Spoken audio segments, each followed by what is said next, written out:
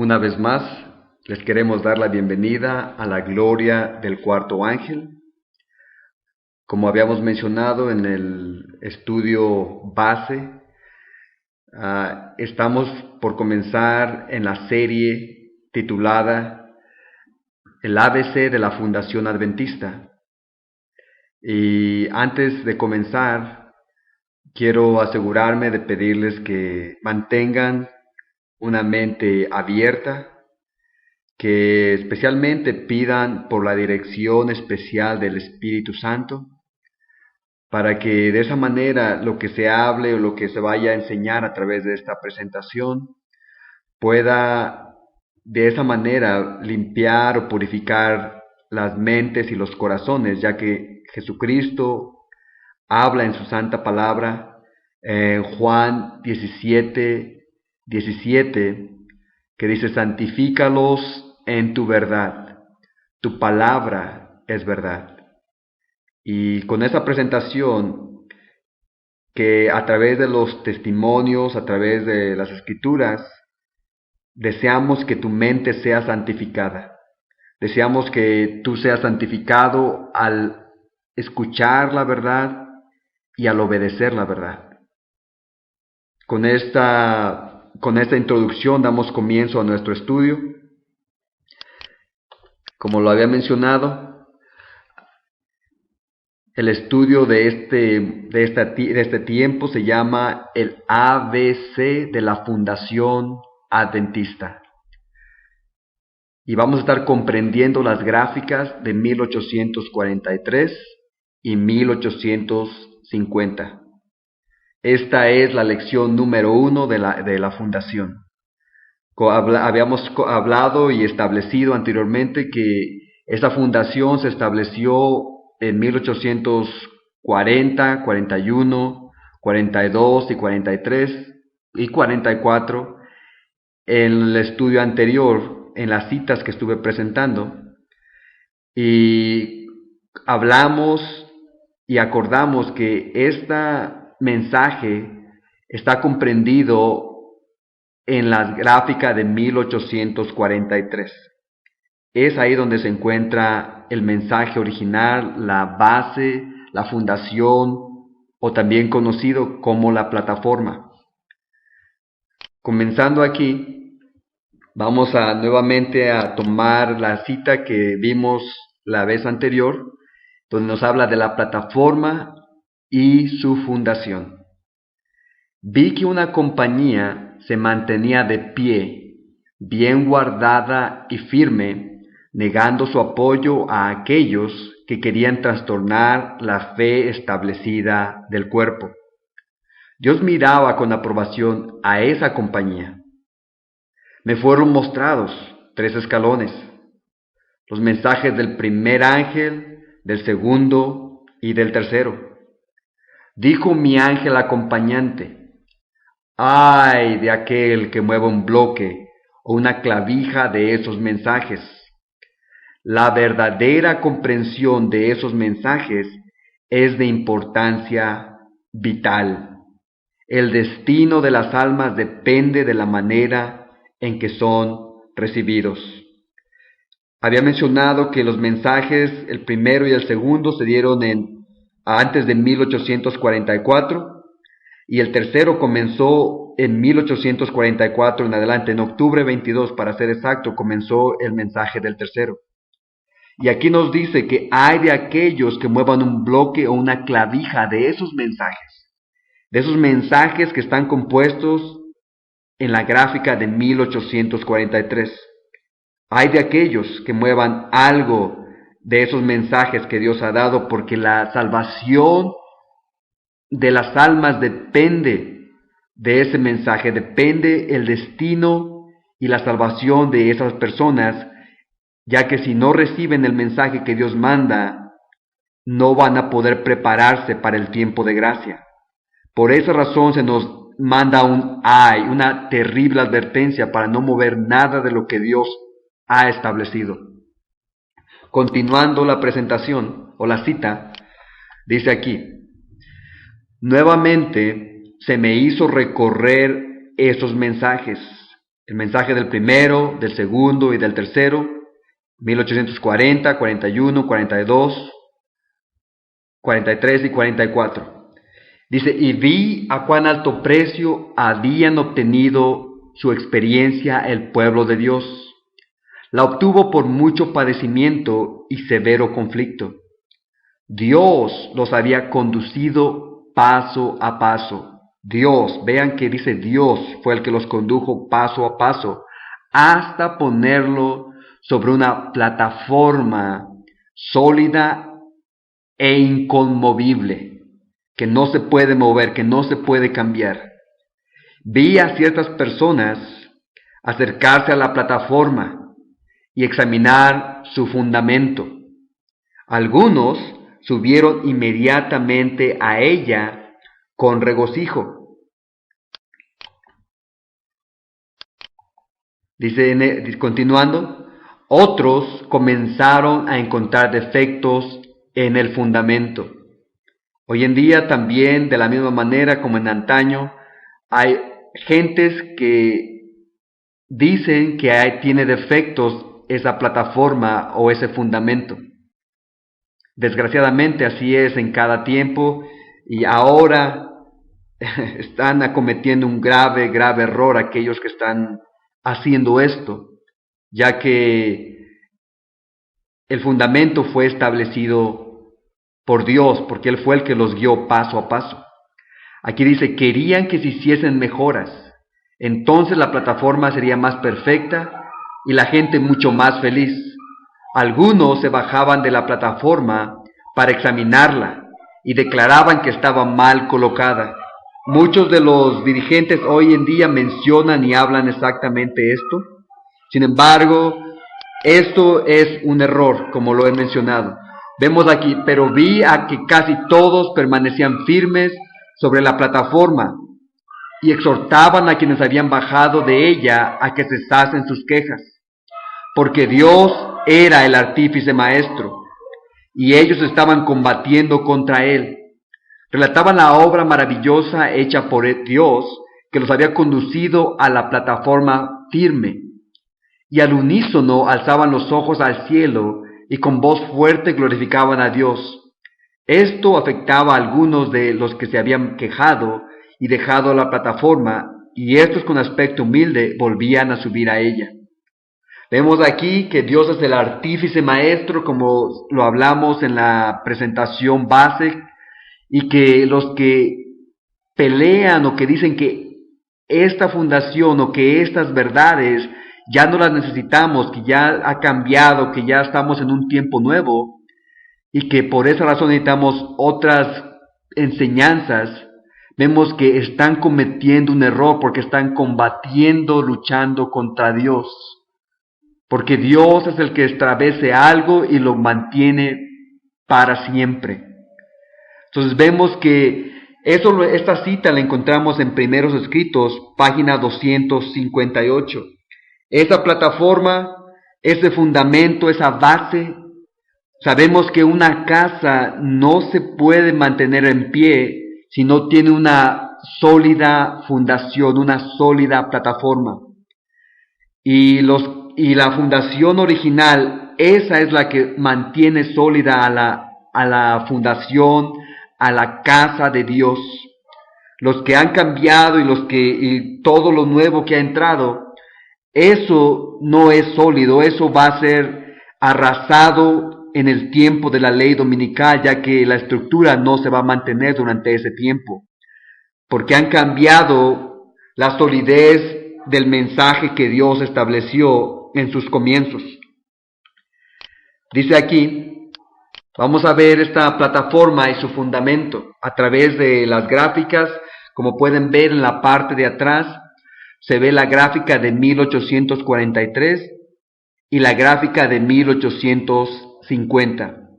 Una es antes del chasco, con la que predicaron a los 300 mileritas acerca de la segunda venida de Cristo, la cual fue publicada en mayo de 1842, y la otra fue publicada en 1850, después de haber pasado el chasco, De hecho, a 6 años después del chasco vemos exactamente las mismas figuras y muchas de las verdades vamos a estar viendo que son exactamente las mismas. Dice aquí, la fundación, diagonal, plataforma, que en realidad es exactamente lo mismo. Dice, la fundación consiste en los estudios de William Miller, los cuales están brevemente bosquejados en la gráfica profética de 1843, que primordialmente se basan en las profecías de Daniel y Apocalipsis.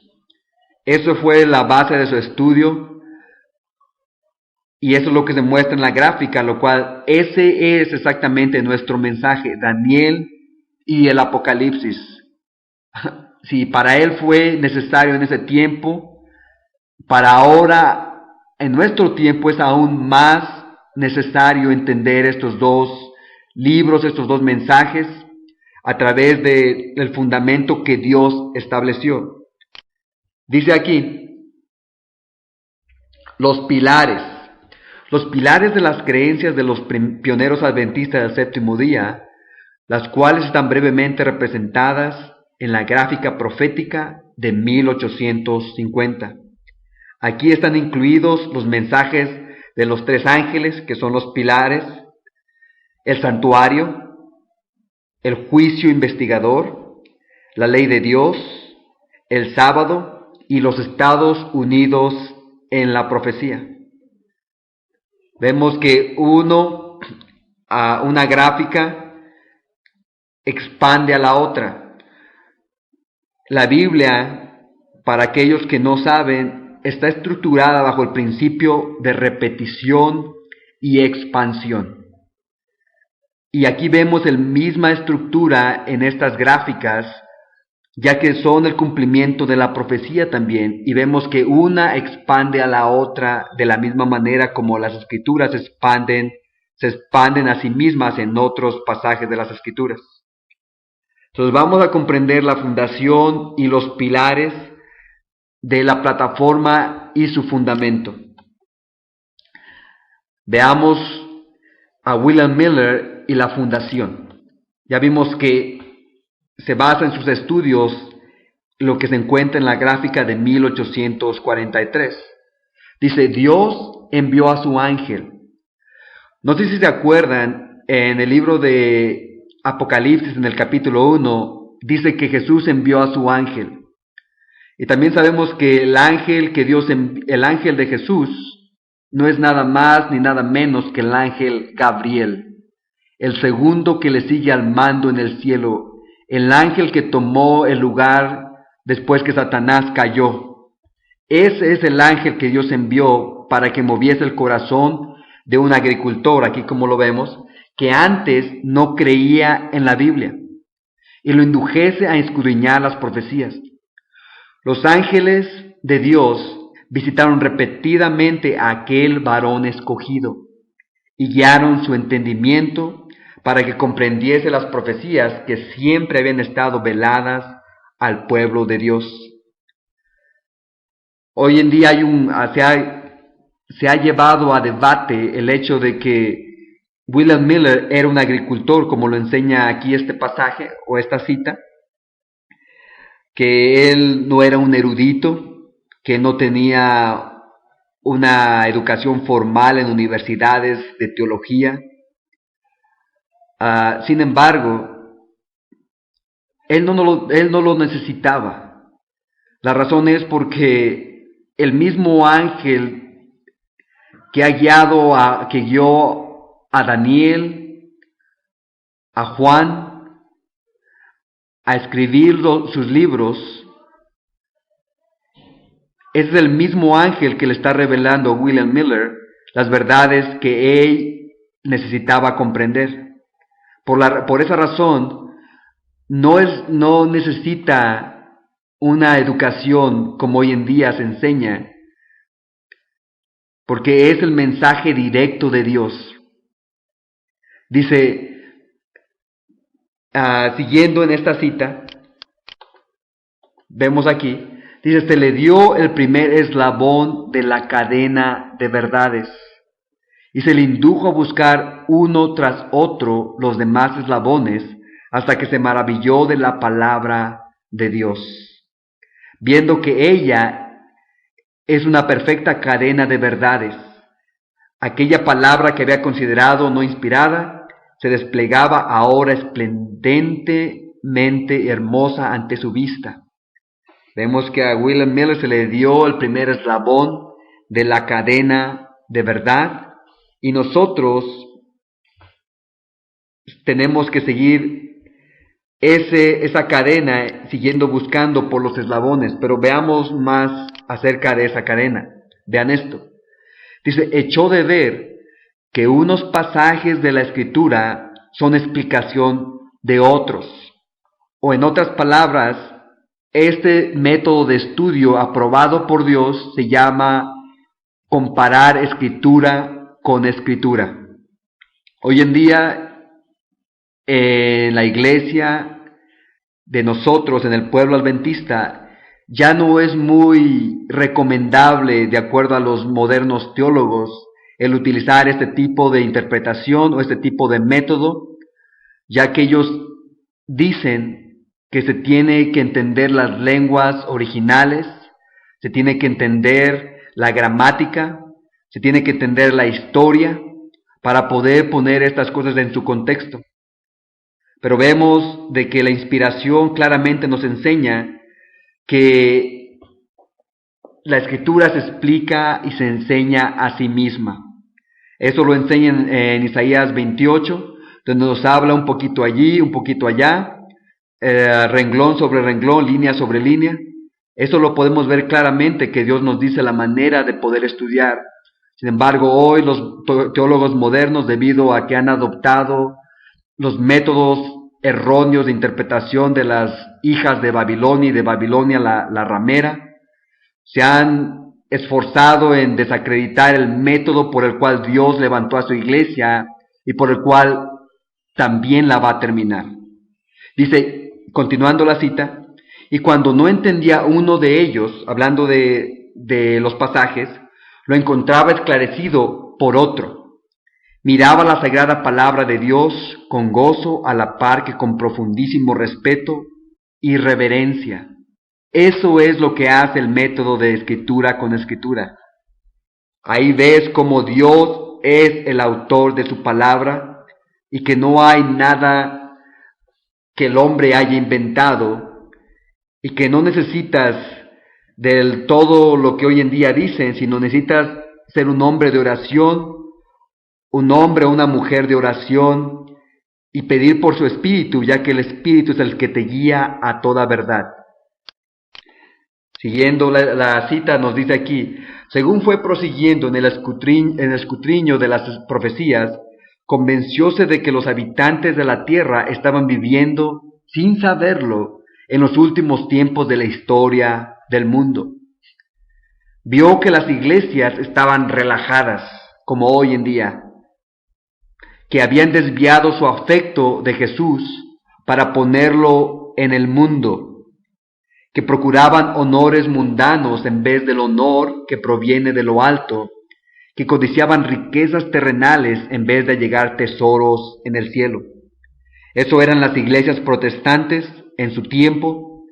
Si eso pasó en aquel entonces, que era un tiempo más o menos conservador, donde había más la religión, donde se respetaba más, ahora nosotros, viviendo en un mundo completamente secular, nos damos cuenta que las iglesias ahora más que nunca se han apartado y no se dan cuenta que están viviendo en los tiempos finales de la historia de este mundo.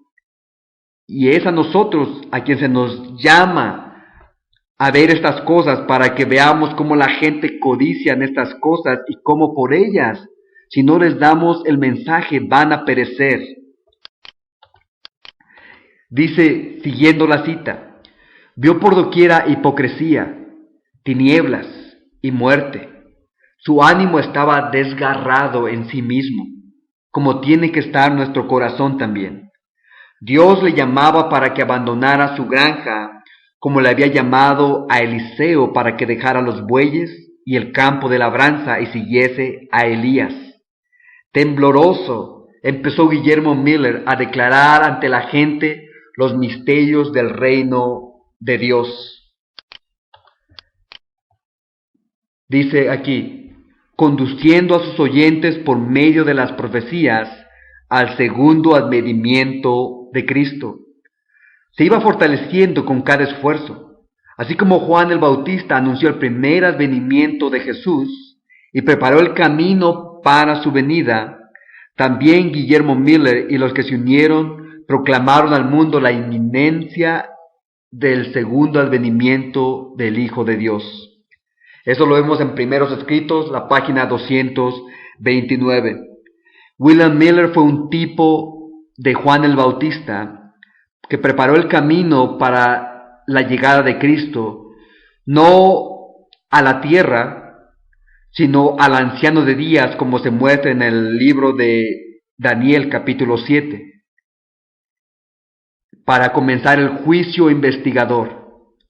William Miller es un tipo de los 144,000 que también van a anunciar el fin del juicio, el segundo advenimiento de Cristo, ya no al anciano de días, sino a la tierra, y van a anunciar no el comienzo del juicio, sino el final del juicio. Es ahora en el tiempo en el que estamos viviendo, en el cual ahora tenemos que anunciar y dar ese mensaje especial y particular de parte de Dios al mundo, cumpliendo así el antitipo de William Miller y de Juan el Bautista, anunciando el segundo e inminente acontecimiento de la historia de la humanidad, el cual es el segundo advenimiento del Hijo de Dios. Ahora dice la gráfica de 1843. Vamos ya a hablar de la fundación y de lo que William Miller estableció por medio de las verdades reveladas por parte de Dios a través de su ángel, como vimos en la cita anterior. Dice la gráfica de 1843, la podemos ver aquí. Para aquellos que quieren tenerla, pueden ir a la página de la gloria del cuarto ángel y bajarla abajo el título que se llama Miel. Ahí van a estar las gráficas del 43 y la del 50 para aquellos que las quieran bajar. Y también las pueden imprimir, nosotros se las podemos mandar también. Pero entrando en detalle en la gráfica sobre los mensajes que están ahí, vamos a ver esto. Dice, pronto otros predicadores se unieron con él para predicar de la pronta segunda venida. Por esta razón, hubo necesidad de crear una gráfica con las ilustraciones de las profecías. En 1842, un cartel, de hecho en mayo de 1842, un cartel de buen tamaño fue publicado con las ilustraciones, y desde ese momento hubo más unidad entre los predicadores milleritas, ya que todos estaban predicando de la misma gráfica. De hecho, se publicaron 300 gráficas, lo cual el número 3 siempre es característico de un mensaje, el mensaje del primero, del segundo y del tercero. Es el mensaje, podemos ver en todo el sentido de la palabra, cómo este era un mensaje dirigido por Dios y aprobado por Dios. Y ese mensaje vemos que trajo unidad, porque todos predicaban el mismo mensaje. No es como hoy en día que todos anuncian diferentes cosas y que todos dicen que traen verdad presente. Sin embargo, muchos de ellos simplemente traen un mensaje, sí, pero no es verdad presente, no es el trigo que el pueblo necesita comer en este tiempo. En el tiempo del Pentecostés también hubo unidad de mensaje, y por esa razón Dios pudo derramar su espíritu sobre ellos. Ahora también en el tiempo de los mileritas, una vez que hubo esa unidad de mensaje, también durante el tiempo del clamor de medianoche, también hubo esa unidad de mensaje, y también Dios derramó su espíritu sobre su pueblo durante aquel entonces. Para nosotros en este tiempo, si queremos también recibir ese derramamiento del espíritu en lluvia temprana y especialmente en lluvia tardía, tenemos que estar bajo un mismo mensaje, tener unidad de corazón, de espíritu, pero de mensaje, que es a través de cómo Dios derrama la lluvia tardía, a través de un mensaje. Dice aquí: la gráfica fue creada y producida para William Miller en 1842 por Josué Himes, 14 Devonshire Street, y dice 300 gráficas fueron impresas por B.W. Thayer con Lithography Boston. La gráfica ilustra las visiones de Daniel y Apocalipsis en orden cronológico. Vemos que el mensaje estaba basado especialmente en Daniel y Apocalipsis. Hoy en día ya no quieren hablar mucho de Daniel y Apocalipsis. De acuerdo a la iglesia, se menciona de que la gente necesita escuchar del amor de Cristo y se ha unido al evangelio barato de las denominaciones caídas de Babilonia. Sin embargo, el mensaje que Dios nos da es un mensaje de advertencia, de profecía, donde nos anuncia que tenemos que hacer una preparación, y no hay nada mejor para despertar al pueblo de Dios que las profecías de la Biblia, especialmente encontradas en Daniel y el Apocalipsis, que nos hablan de los eventos finales que están ocurriendo ahora en nuestro tiempo final. Vemos que el joven Jaime White fue uno de estos predicadores. Él iba de un lugar a otro montado a caballo con su Biblia, algunas publicaciones, libros y una copia de la gráfica de 1843. Dice ahí: él predicó las partes de la gráfica que sabía, pero también la seguía estudiando para estar más familiarizado con ella y así poder predicar de lugar en lugar.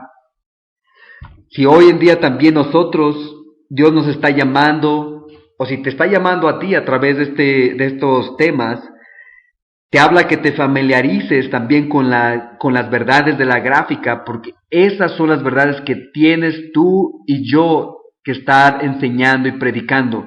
Quizás no las sepas, quizás sea la primera vez o algunas de las primeras veces que la estás viendo, pero eso no implica que no puedes tú predicar el mensaje.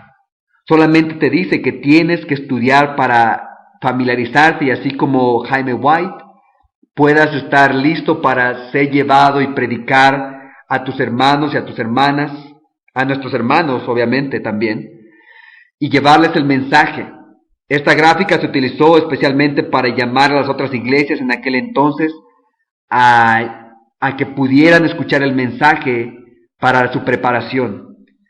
Pero ahora el mensaje, la gráfica ha salido nuevamente, ya no para las iglesias de afuera, sino para nosotros regresar a las sendas antiguas, regresar al mensaje original y poder estar todos en unidad de mensaje para poder tener ese poder de Dios que atienda el mensaje con poder para alcanzar a nuestros hermanos antes de que se termine el tiempo de gracia para nuestro pueblo.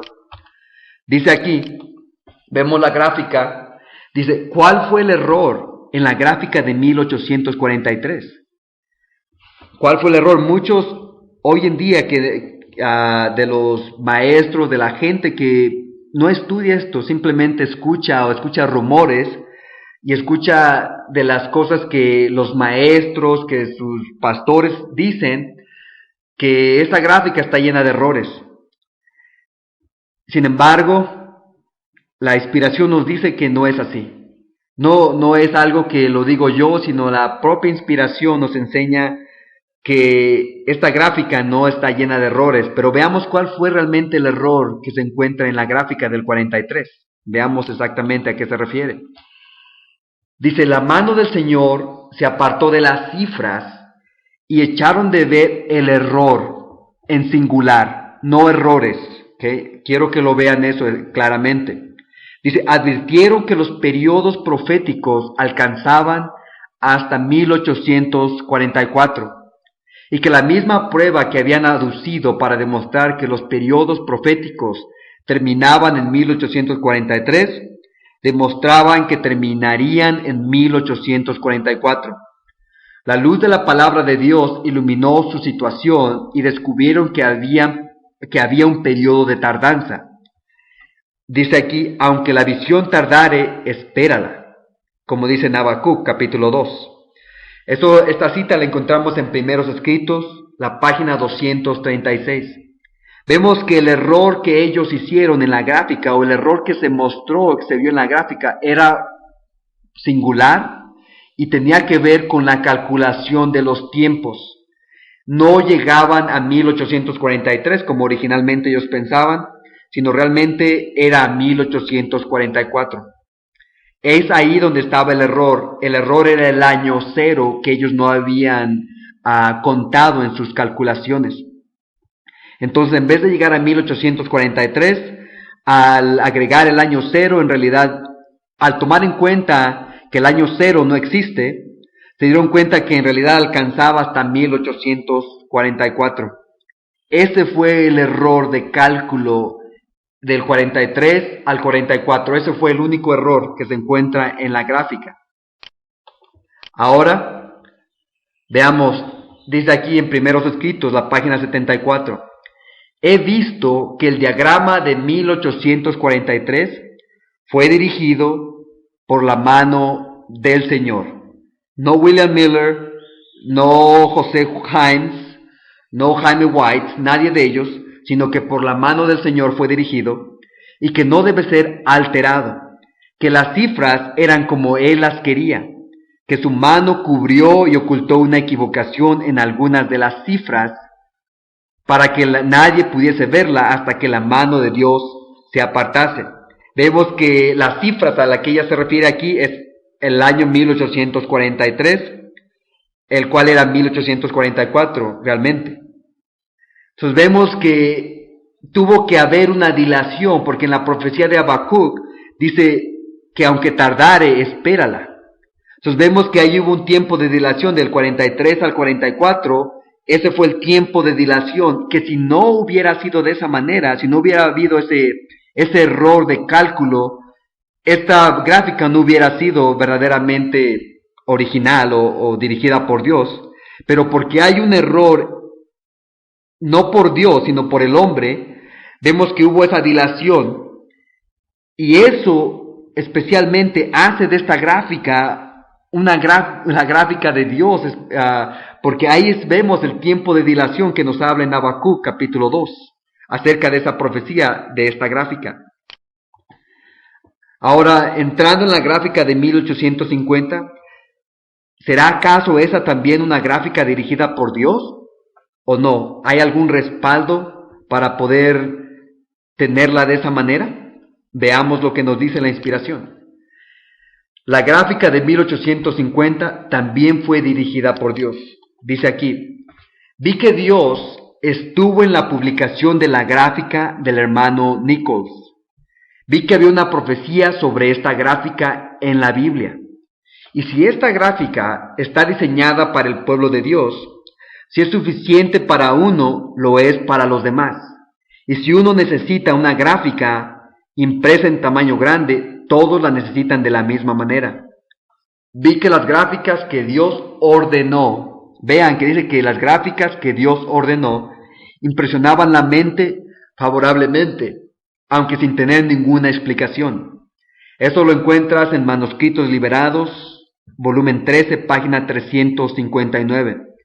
Vean que dice que vi que había una profecía sobre esta gráfica, y es la misma profecía de Habacuc capítulo 2, porque nos habla de que se iba a escribir sobre tablas, no dice tabla, sino habla tablas, o gráficas. La gráfica del 43 y la del 44, las dos son en el cumplimiento de Habacuc, capítulo 2, versículo del 1 al 3. Entonces vemos que esta gráfica también fue ordenada por Dios, y que Dios estuvo en la publicación. de esta gráfica también. Ahora veamos la organización de la gráfica de 1843, que en sí se encuentra, cuál es el contenido de esta gráfica, que son los mensajes de la fundación de nuestra fe. Vemos que Jesucristo es el centro de la gráfica. Hay mucho debate con referente al mensaje de Daniel y de Apocalipsis. Hoy en día se dice que tienen que ser todos nuestros mensajes cristocéntricos y que lo que se enseña en la gráfica no es cristocéntrico porque nada más habla de bestias, de números, de fechas, de diferentes cosas, pero no ven a Cristo. Sin embargo, Dios les hace ver claramente que Cristo es el centro del mensaje de la gráfica. Cristo es el mensaje profético y es el centro de nuestro mensaje a través del mensaje original que Dios dio. Como habíamos visto en una de las citas, que a través de este mensaje muchos dejaron de adorar a sus pastores, a sus iglesias y fueron llevados a los pies de Cristo. Y este mensaje es este que está delante de ustedes en la gráfica. Este mensaje te lleva directamente a los pies de Cristo.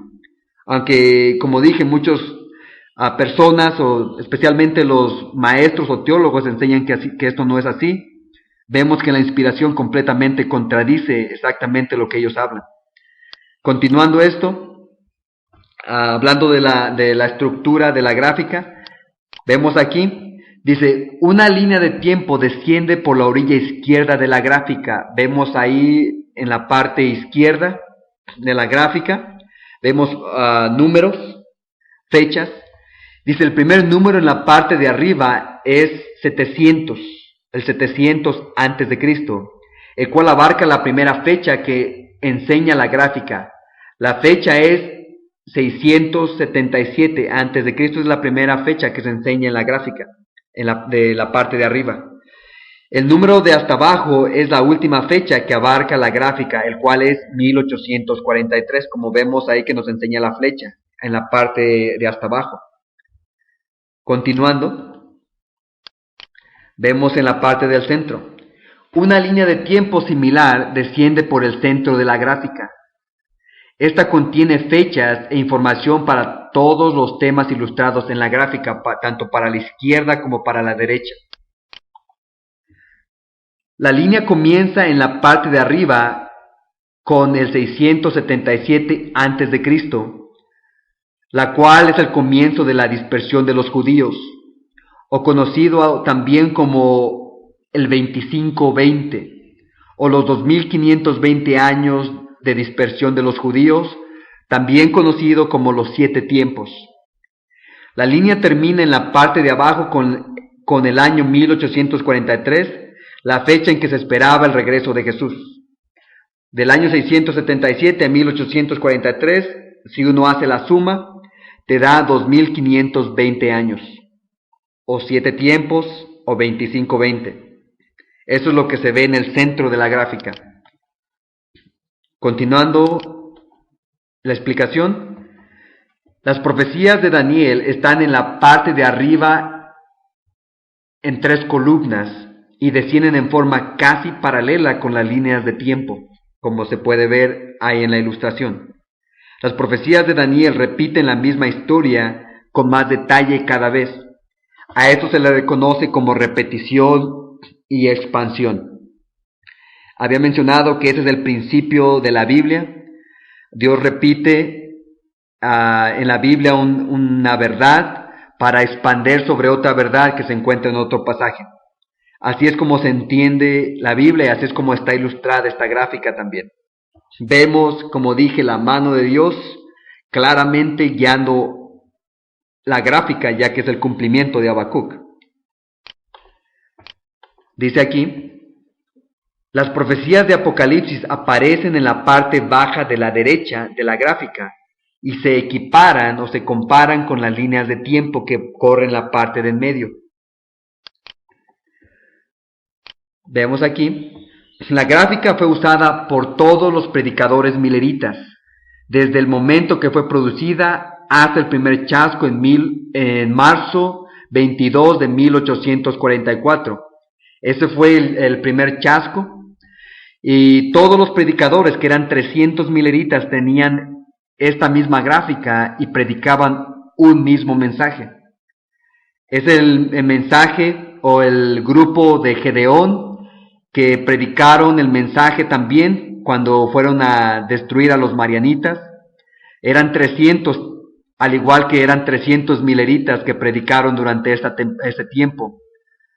Podemos ver una y otra vez la mano de Dios guiando a su iglesia, a su pueblo durante ese tiempo. Dice, esta gráfica logró que hubiera gran unidad en el mensaje entre los predicadores mileritas.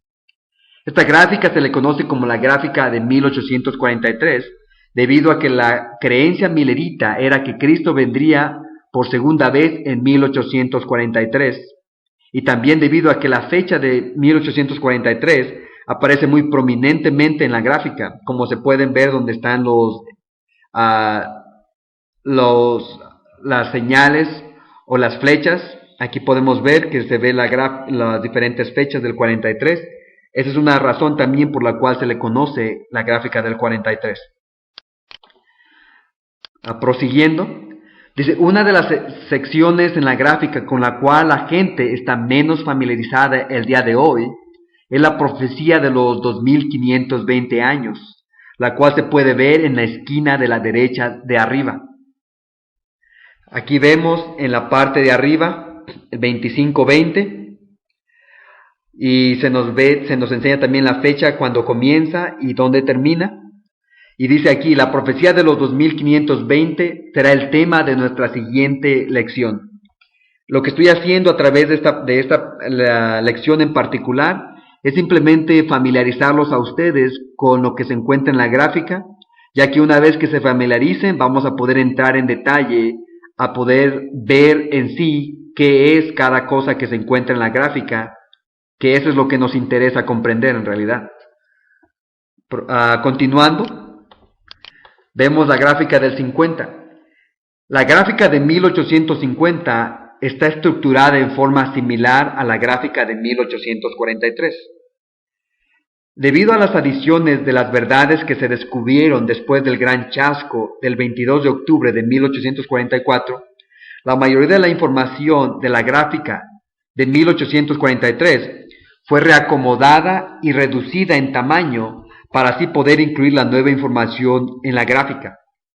Entonces vemos que si se dan cuenta y ponen las gráficas par en par, se darán cuenta que es simplemente una repetición y una expansión de la anterior.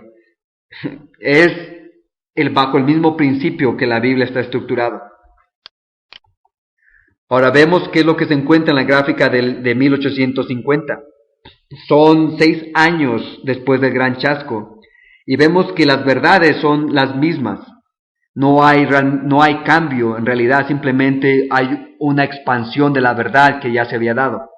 Entonces vemos aquí, dice, la línea de tiempo central con la lista de verdades en forma cronológica, la cual también incluye a Cristo en el centro, todavía se encuentra en la gráfica.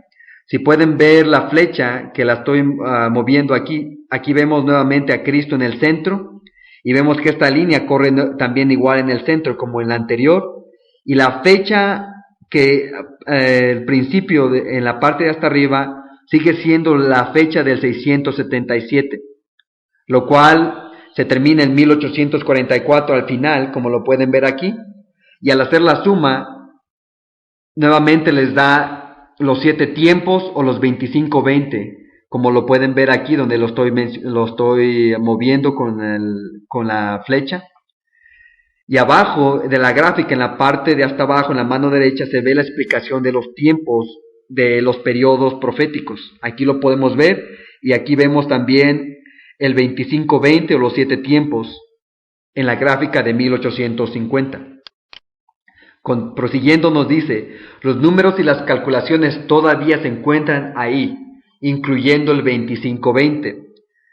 6 años todavía después del gran chasco, esa verdad sigue siendo verdad porque la verdad nunca cambia. Ahora veamos más de lo que se encuentra en esta gráfica. La verdad, se encuentra la verdad del santuario, como se encuentra aquí a mano derecha. Eso no se encontraba en la anterior, ya que no entendían qué era el santuario. Por esa razón tuvieron el chasco en octubre 22, ya que no comprendían que el santuario explicaba estas verdades. Ahora, en la gráfica nueva, en la del 50, también se enseñan a los Estados Unidos en la profecía. Aquí podemos ver que es la imagen del papado. Aquí habla de los dos cuernos del republicanismo y protestantismo. En la anterior no se encuentra la imagen de la bestia o la imagen del papado, la cual es Estados Unidos en la profecía. Continuando, nos dice aquí, vemos que aquí se encuentran los mensajes del primero, del segundo y del tercer ángel. Dice, en adición a la información en la gráfica de 1843, también podemos ver el mensaje de los tres ángeles. Vemos el primer ángel, el segundo, y en 1844 esta línea divide el tercero, ya que de aquí en adelante se empezó a predicar el mensaje del tercero. Entonces vemos que aquí se encuentran ilustrados los mensajes del primero, del segundo y del tercer ángel. Vemos aquí las gráficas.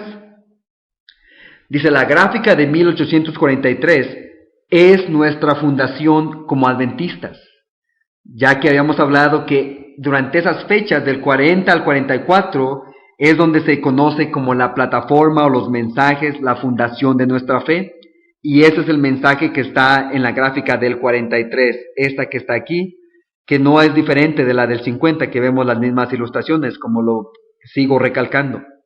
La gráfica de 1850 retiene esa fundación y le agrega los pilares de las creencias adventistas del séptimo día, los cuales se ven aquí ilustrados. En esta parte, aquí están los pilares, lo estoy enseñando con la flecha. Aquí están los pilares en el triángulo en la parte de abajo. Entonces vemos, ahora tenemos que hacernos esta pregunta, o estas preguntas. Dice, ¿es acaso importante que nos familiaricemos con lo que se encuentra en estas gráficas?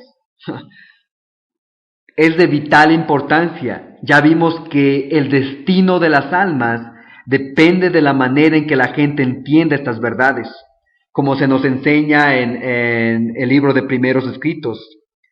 Dice, ¿acaso no tenemos un nuevo y mejor entendimiento de las profecías y doctrinas bíblicas en los 168 años que han transcurrido desde que la gráfica de 1843 se publicó?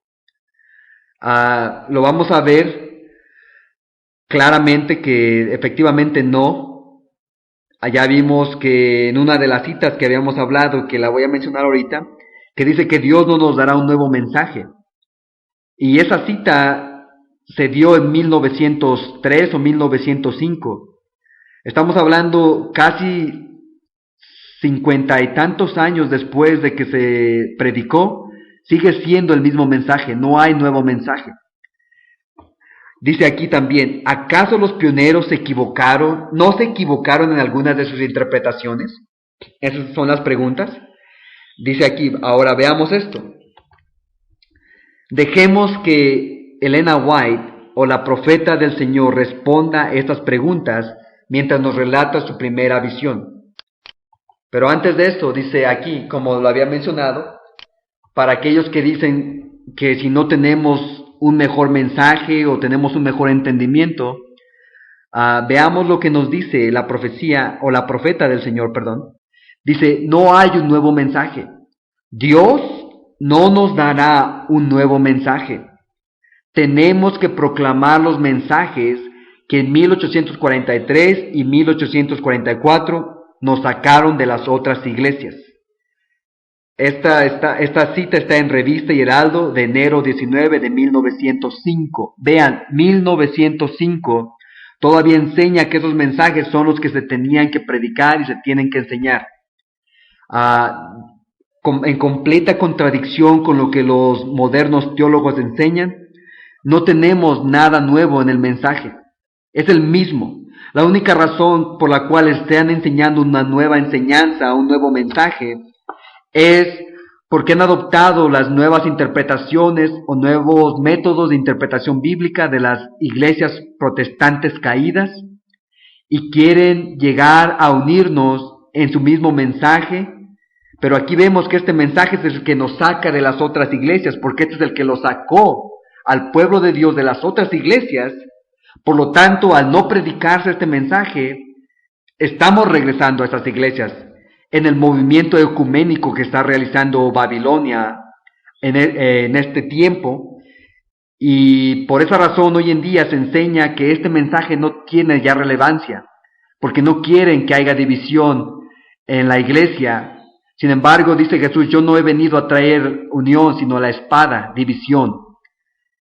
Divide a la verdad del error. Y este mensaje es la verdad. Este mensaje es el mensaje que divide a la iglesia entre el bando del error y el bando de la verdad. Y aquellos que se separan y se mantienen firmes en la verdad que Dios ha dado, son los que van a seguir por ese camino que llega a la ciudad de Dios. Vamos a entrar en la primera visión de Ellen G. White para que ella nos enseñe exactamente si es que tenemos un nuevo mensaje o si es que los pioneros o los fundadores del mensaje estaban errados en su interpretación. Veamos esto. Dice, mientras estaba orando ante el altar de la familia, el Espíritu Santo descendió sobre mí y me pareció que me elevaba más y más, muy por encima del tenebroso mundo. Miré hacia la tierra para buscar al pueblo adventista, pero no lo hallé en parte alguna. Y entonces una voz me dijo, vuelve a mirar un poco más arriba. Dice aquí, alcé los ojos y vi un sendero recto y angosto, trazado muy por encima del mundo. El pueblo adventista andaba por ese sendero en dirección a la ciudad que se veía en su último extremo. Esta es su primera visión y está hablando de aquellos en aquel entonces cuando salieron después del gran chasco o durante el tiempo del chasco, especialmente en los 2 meses anteriores, donde se enseña al pueblo caminando en ese sendero angosto muy por encima del mundo, que lleva a la ciudad de Dios, por cierto. Pero veamos, siguiendo esta cita, nos dice, en el comienzo del sendero, detrás de los que ya andaban, había una brillante luz, que según me dijo un ángel, era el clamor de medianoche. Esta luz brillaba a todo lo largo del sendero y alumbraba los pies de los caminantes para que no tropezaran. Delante de ellos iba Jesús guiándolos hacia la ciudad, y si no apartaban los ojos de él, iban seguros. Vemos que van este grupo de personas antes del chasco, iban iluminados por el clamor de medianoche. Y el clamor de medianoche fue llevado a cabo, o se llevó a cabo debido a las verdades que estaban en la gráfica de 1843. Y esa luz dice que llevaba o los iluminaba su camino hasta la ciudad de Dios. Y que eso los hacía que no tropezaran y cayeran del camino, ya que Jesús era el que también los iba guiando a ellos y los guiaba hacia la ciudad y que iban seguros mientras no se apartaran de ese camino. Dice aquí, pero no tardaron algunos en cansarse, diciendo que la ciudad estaba todavía muy lejos y que contaban con haber llegado más pronto a ella. Entonces Jesús los alentaba levantando su glorioso brazo derecho, del cual dimanaba una luz que ondeaba sobre la hueste adventista, y exclamaban, ¡Aleluya! Dice aquí, otros negaron temerariamente la luz que brillaba tras de ellos. Esa luz, acuérdense que es el clamor de medianoche, en el cual están las verdades que hemos estado hablando. Y aquí dice, diciendo que no era Dios quien los había guiado hasta allí, hasta la plataforma. ¿Se acuerdan que habíamos hablado que muchos habían negado y que había errores, que había faltas en esa plataforma? Pero aquí nuevamente vemos que dice que Dios era el que los había guiado hasta allí. Pero entonces extinguió para ellos, para los que negaron, la luz que estaba detrás y dejó sus pies en tinieblas, de modo que tropezaron y perdieron de vista el blanco y a Jesús, y cayeron fuera del sendero abajo en el mundo sombrío y perverso. Esta cita está en Primeros Escritos, la página 14 y la página 15. Entonces vemos que aquellos que negaron las verdades originales del clamor de medianoche, que sucedió justamente antes del chasco, aquellos que negaron que Dios los había guiado hacia esa plataforma, a esas verdades que están ilustradas en la gráfica del 43, a esas personas fueron las que cayeron en el mundo sombrío y tenebroso, y esas son las personas que cayeron y que ya no se recobraron después del chasco. Aquí vemos, para ya concluir, dice, ¿cómo le hago para permanecer en ese sendero sin tropezar? En ese sendero que lleva a la ciudad de Dios, donde Jesús es el que nos está guiando. Una de las maneras es, tienes que familiarizarte con la historia y el mensaje de 1840 a 1844, porque ahí es donde está esas verdades, esa luz, que es la que nos ilumina el camino y la que nos da luz a nuestros pies. Dice, para que puedas tener luz, esa luz detrás. Esta historia está ilustrada en la gráfica de 1843. Es por eso que estamos entendiendo la gráfica, porque es ahí donde está ilustrada esa luz. También tienes que mantener puestos tus ojos en Jesús mientras te guía a la ciudad. Tienes que mantener tu mirada en Jesús, como dice en segunda de Corintios, capítulo 3, versículo 18, que al mirar a Jesús somos siendo transformados de gloria en gloria. Y eso es lo que Jesús quiere, que al ir viéndolo a Él, al no perderlo de vista, seamos siendo transformados de gloria en gloria, al caminar en sus verdades originales, en su fundamento, en su plataforma, en ese camino angosto que lleva a la ciudad de Dios, es como vamos a poder estar bien. También tenemos que arrepentirnos, tenemos que confesar nuestros pecados, orar y velar, como nos dice la Escritura. Tenemos que estudiar y compartir nuestra fe y dar nuestro testimonio. No tiene que ser una fe muerta, no tiene que ser nada más palabras, sino que nuestra vida tiene que ejemplificar las verdades que creemos, y las verdades que son santificadoras son las verdades que Dios levantó al principio de nuestro movimiento. Aquí les presento las gráficas del 43 y la del 50 para que se familiaricen, y es lo que, no tan solo que lo escuchen, pero que ustedes vean con sus ojos las verdades y que puedan ustedes también bajarlas, como dije anteriormente, de nuestra página, para que puedan ustedes tener las verdades, y también ya sea en el internet, o que lo puedan imprimir, y así ustedes puedan tener listos para poder estar preparados para responder a aquellos que preguntan por su fe.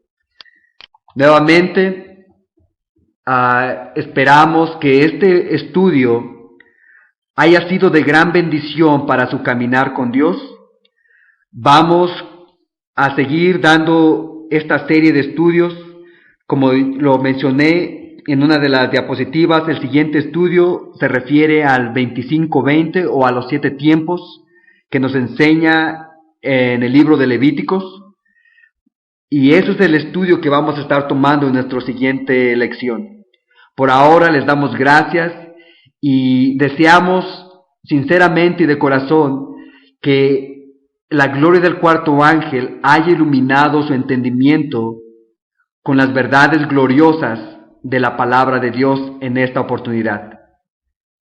Bendiciones.